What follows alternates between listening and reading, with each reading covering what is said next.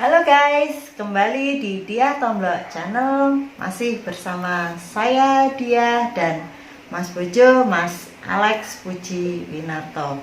Mas, aduh, itu kan ada beberapa viewers yang komen di video-video kita, itu minta dibagikan pengalaman jenengan waktu mendaki gunung-gunung. Nah, itu kan pasti ada cerita-cerita mistisnya toh. Ya, kadang-kadang. Nah, itu. Nah, aku juga penasaran Mas sama Gunung Kerinci. Soalnya kan Gunung Kerinci itu jauh. Nah, aku kan berpikir bisa ndak ya sampai sana. Itu soalnya kan satu jauh, biayanya kan pasti juga nggak sedikit. Terus aku pasti izin kantor kan juga agak susah kalau harus meninggalkan kantor lama ya, makanya aku diceritain dulu biar nggak penasaran. Jadi aku ada gambaran, jadi sekalian sambil nabung-nabung dulu biar nanti kalau sudah terkumpul ada waktunya kita cus ke sana gitu. Iya Mas. Boleh. Aku pikir itu pilihan yang tepat karena ada beberapa gunung yang setelah aku kembali mendaki itu kemungkinan tidak akan aku ulangi, meskipun gunung ini pernah aku daki waktu muda. Dan persoalannya enggak cuman karena uang, dibutuhkan dana yang besar ataupun waktu yang lama, bukan cuman itu gitu loh.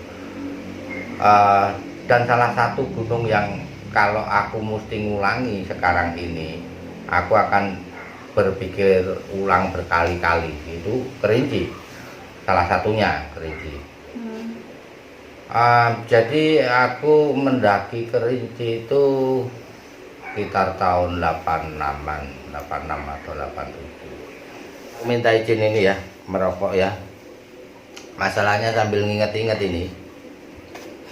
Jadi perjalanan ke Kerinci ini memang panjang banget dan melelahkan.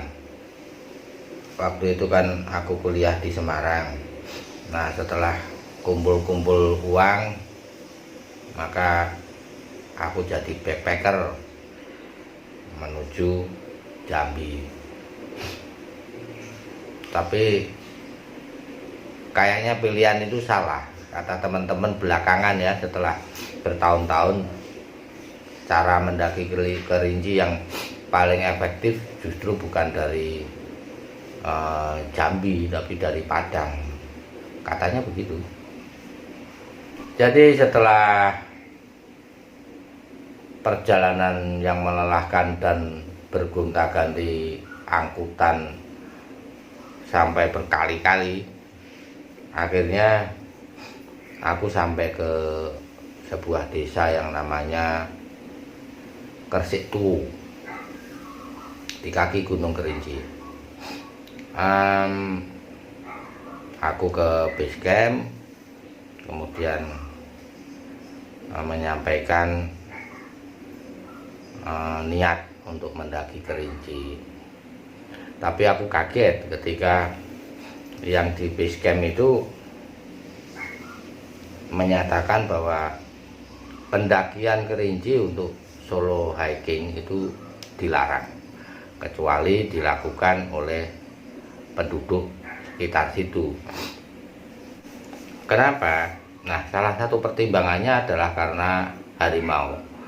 Kalau tamu yang dari jauh kan belum tahu seluk-beluknya, jadi dikhawatirkan terjadi kecelakaan berkaitan dengan binatang buas ini. Jadi keputusan petugas di sana adalah aku mesti milih balik, dan itu nggak mungkin ku ambil toh. Balik itu berarti aku rugi berapa uang. atau aku menunggu di situ sampai ada rombongan yang datang, nanti aku gabung sama mereka.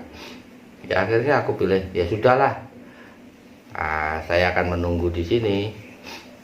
Nah ternyata aku beruntung, ada serombongan pendaki dari Bandung yang juga gabungan sama dari Jakarta. Jadi ada yang dari Bandung, ada yang dari Jakarta, tapi mereka satu kelompok gitu datang.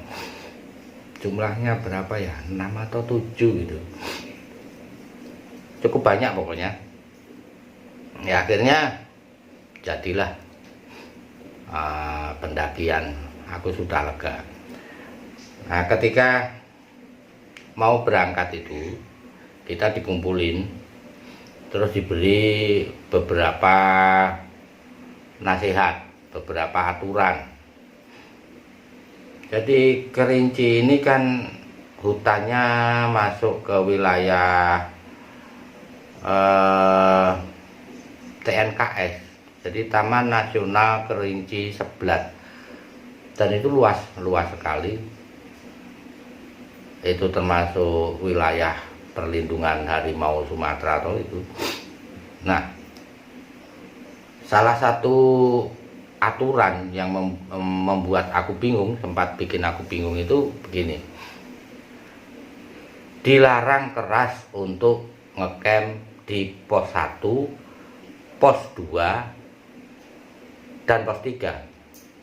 Kalau kalian mau mendirikan tenda atau bermalam, boleh dilakukan di shelter 1, shelter 2, atau shelter 3. Akan bingung aku.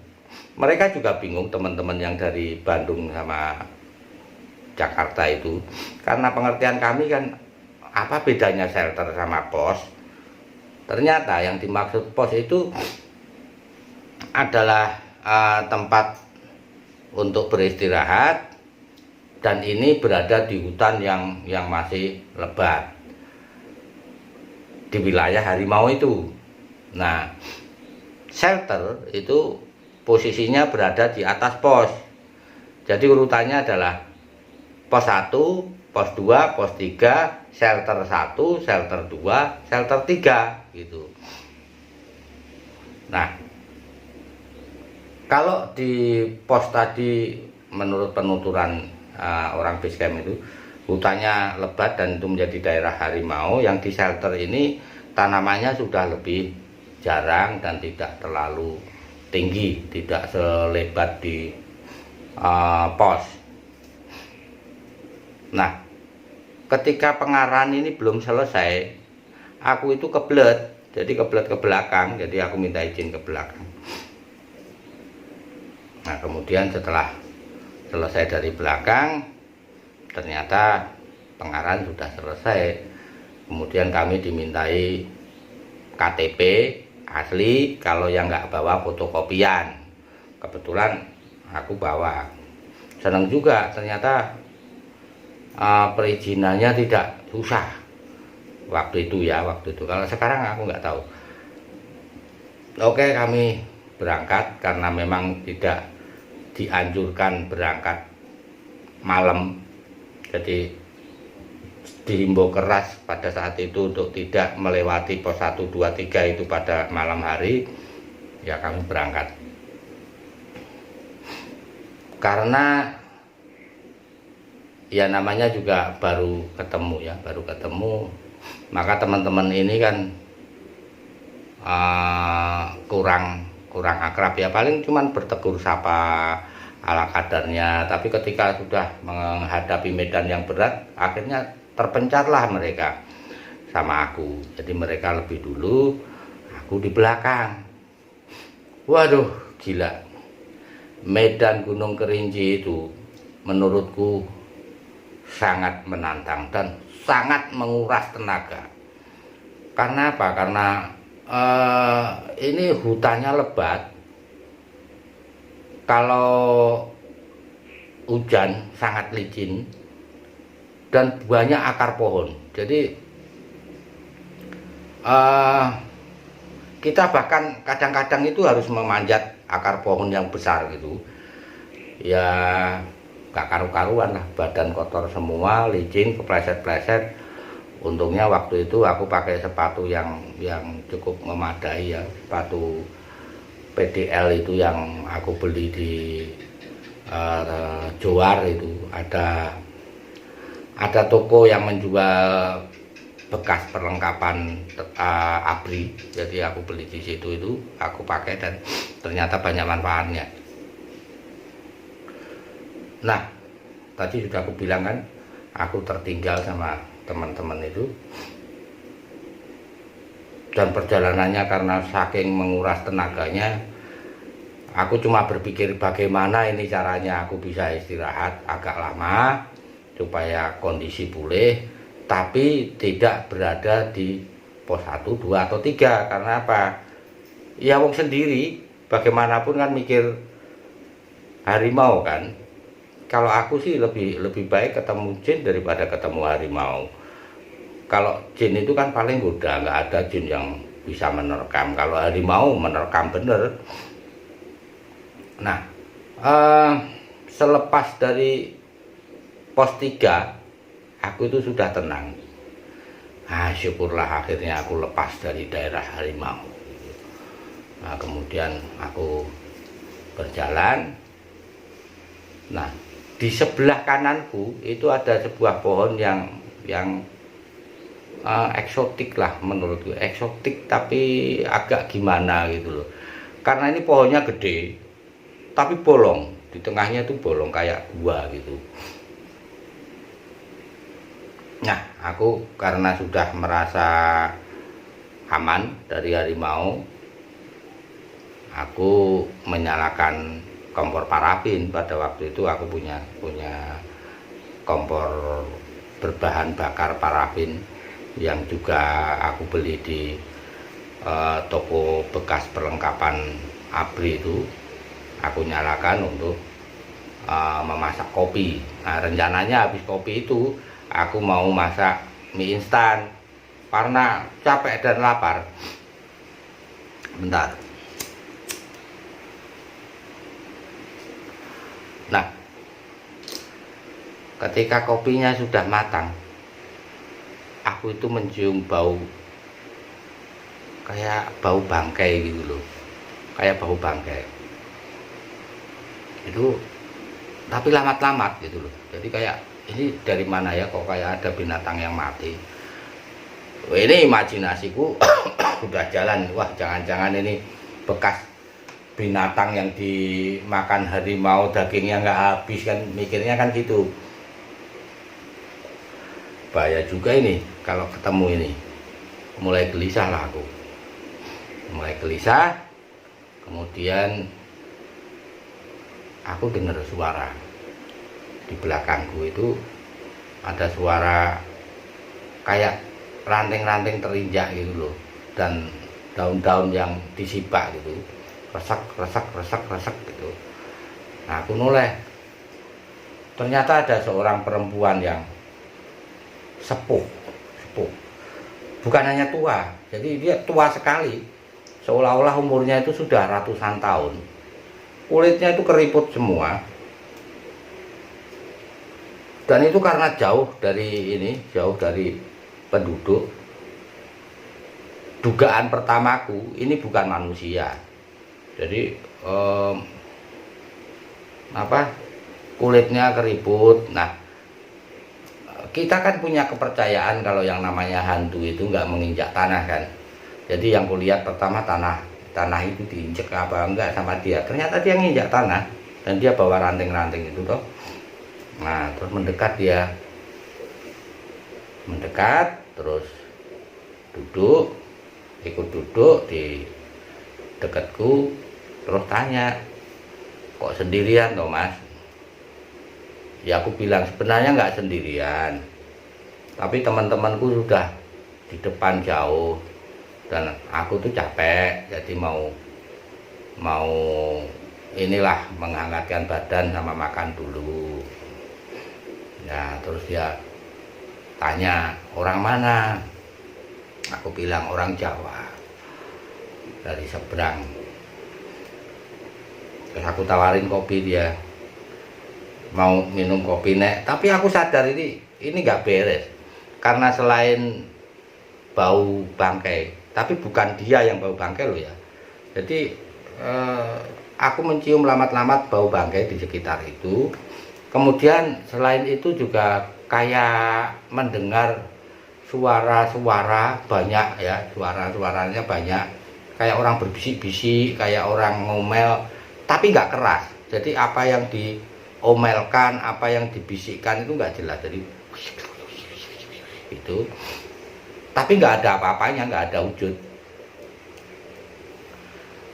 Nah, aku kayak apa ya, kayak tersihir. Jadi aku tahu ini nggak beres, tapi nggak bisa memutuskan aku mesti gimana. Jadi aku mengalir aja. Nah, perempuan ini terus bilang begini, apa tadi gak dikasih tahu toh kalau tidak boleh istirahat lama di sini, apalagi memasak. Ya aku bilang dikasih tahu, tapi yang nggak boleh itu di pos 1, 2, sama 3. Terus dia bilang, oh bukan hanya itu, di sini juga nggak boleh. Siapa tahu di sini juga ada macannya. Nah, ketika dia ngomong itu, kebetulan aku pas lihat lehernya. Jadi di lehernya si nenek ini, dia pakai kalung, bandulnya itu gigi harimau. Bandulnya gigi harimau. Nah, ini aneh sekali ini. Jadi kalau kita lihat laki-laki pakai kalung seperti itu kan konotasi kita kan pemburu ya. Wah, ini berarti pemburu. Lah ini perempuan tuwek sekali. Ini pakai kalung gigi harimau. Kemudian dia mengulurkan tangannya toh itu ikut apa berdiam, itu tangannya dipanasin begitu. Dia ngomong begini, siapa tahu di sini juga ada harimaunya Thomas. Terus aku bilang, ya sudahlah Rek, nanti aku tak segera berangkat. Ya hati-hati ya, intinya dia bilang begitu. Jadi ramah kok menurutku. Terus dia bawa kayunya itu, ya berdiri berjalan masuk ke pohon yang berlubang tadi.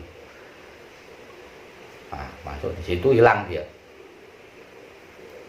Aku sudah mikir, wah ini jelas ini jelas hantu ini jelas jin ini. Sudahlah, daripada bikin perkara, segera aku packing lagi, aku berangkat.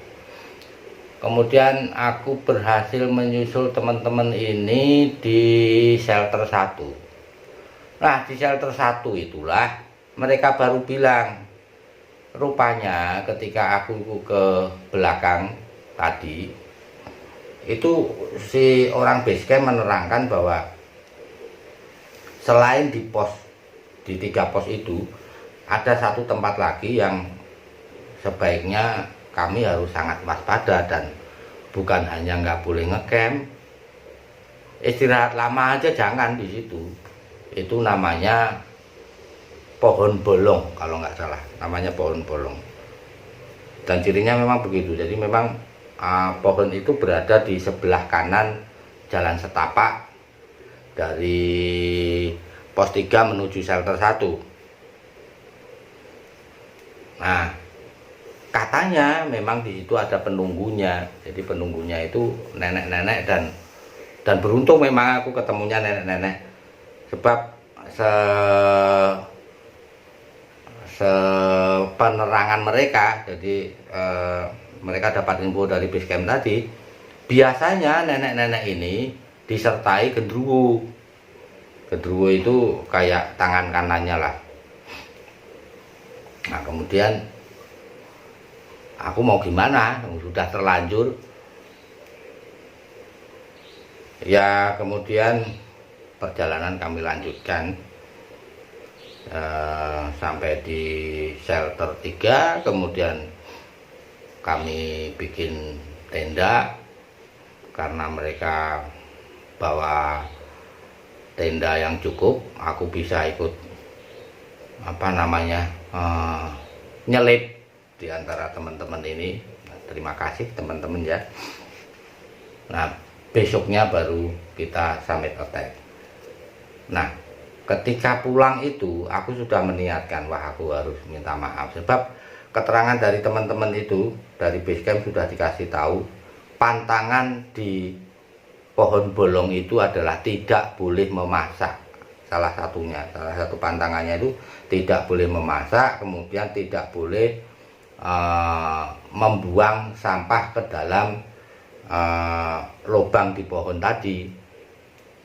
Nah, meskipun aku nggak buang sampah, tapi kan aku masak, mungkin mereka mencium bau kopi jadi terganggu atau bagaimana kan. Bagaimanapun aku harus bilang maaf lah kan gitu.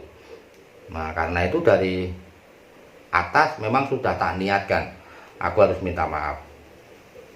Jadi dari shelter 1 sampai ke pos 3, setiap pohon besar di kiri jalan itu tak lihat mana pohon bolongnya. Aku mau minta maaf dan tidak ketemu. Sampai di pos 3 itu tidak nemu pohon itu. Nah, barulah ketika sampai di base camp diterangkan bahwa memang pohon itu kadang-kadang terlihat, kadang-kadang tidak. Nah, itulah yang bikin aku tadi bilang ya, kalau ada gunung yang aku harus mempertimbangkan berulang kali untuk mendaki, salah satunya Kerinci itu. Karena apa? Karena aku menangkap penghuni di dalam goa pohon itu nggak cuma 2. Karena apa? Tadi kan sudah tak ceritain. Jadi aku mendengar suara bisik-bisik itu banyak sekali. Ini seakan-akan sekampung atau mungkin malah sekota itu tinggalnya di pohon itu semua, dengan dipimpin oleh si nenek yang sangat tua tadi. Jadi kalau saya pakai bahasa yang sederhana ya, ini pasar setan yang berada pada satu pohon yang namanya pohon bolong itu. Nah, selain itu pertimbangan lain ya, karena untuk menempuh hutan yang sangat lebat dengan disertai harus memanjat akar di berbagai tempat. Di beberapa titik itu kemiringannya bisa mencapai 70% loh, 70 derajat maksudnya, 70 derajat loh itu. Jadi itu berat sekali, jauh, berat, ditambah lagi aura magisnya di sana sangat kuat. Itu yang membuat aku berpikir, jadi kalau sudah habis gunung-gunung yang indah-indah mungkin ya sudah aku antar ke sana gitu ya. Tapi selama masih belum ke gunung-gunung yang lain ya ditunda dulu. Jujur ya, aku lebih suka ke Semeru daripada ke Kerinci. Semeru itu mistis, tapi beda, suasananya beda gitu. Mas, si nenek itu sempat nyebutin namanya enggak? Enggak, cuman ya itu setelah dia kasih pesan-pesan itu supaya jangan lama-lama di situ. Kan dia bilangnya nanti kalau diserang harimau lo kan gitu. Terus dia pergi ke pohon itu dan hilang gitu. Dia nggak nyebut nama, tapi ketika dia menghilang, bau bangkai sama suara bisik-bisik itu pun hilang. Jadi gitu. Ya semuanya kembali sepi. Itu mungkin apa lurahnya situ gitu apa?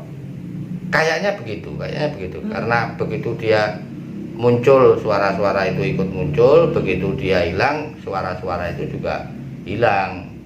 Jadi lama setelah itu tak pikir-pikir, kayaknya dugaanku loh, dugaanku masyarakatnya itu yang di bawahnya dia itu sebenarnya nggak suka, nggak suka kalau aku di situ dan berlama-lama maunya dihukum lah gitu misalnya gitu. Nah kemudian si nenek ini mencoba menengahi, entah apa pertimbangannya, tapi dia memutuskan untuk menemui, ngomong baik-baik, dan aku pergi gitu. Cuman ketika aku balik kok nggak nemu gitu. Tapi itu ini ya termasuk baik juga ya Mas Teh, masih tahu gini loh, jangan di sini gitu. Kita nggak pernah bisa memutuskan jin itu baik atau tidak baik dalam waktu yang singkat atau dalam komunikasi yang singkat gitu. Nah aku gitu, jadi bukan mencurigai bahwa mereka jahat juga enggak, tapi aku selalu hati-hati buat next gitu loh.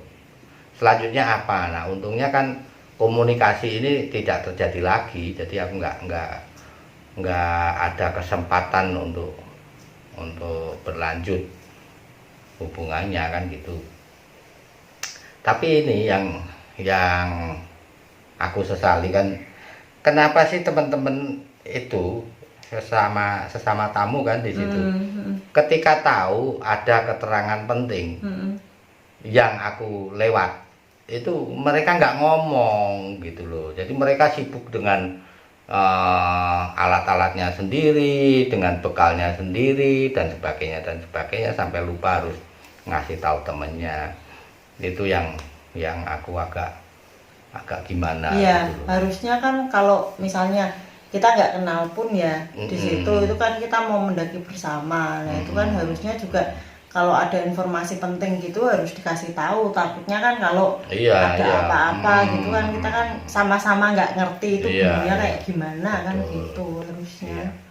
Tapi ya sudahlah. Iya nggak apa-apa.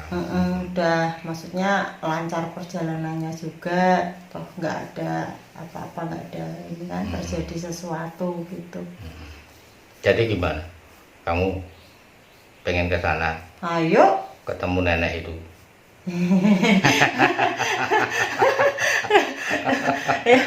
Ayo. Ke sana tapi jangan ketemu sama neneknya. Loh aku itu juga nggak berharap ketemu kok. Aku nggak berharap ketemu. Nanti ketemu nenek sama jenengan nggak apa-apa. Nanti aku pegang. Ya udah gitu aja ceritanya. Tapi Kerinci luar biasa indah. Tapi tinggi loh ya, itu 3.805 kalau nggak salah. 3.805. Wow. Semeru aja kita belum ke sana. Aku maksudnya. Ya nantilah kita sambil nabung-nabung dulu, atur waktunya. Kita ini di Jawa dulu. Oke, Semeru dulu apa Gede Pangrango dulu? Monggo. Gede Pangrango dulu ya. Udah lah ngikut aja. Ada dana berapa terus kita pakai nanjak gunung apa gitu kan. Gunungnya aja yang menyesuaikan.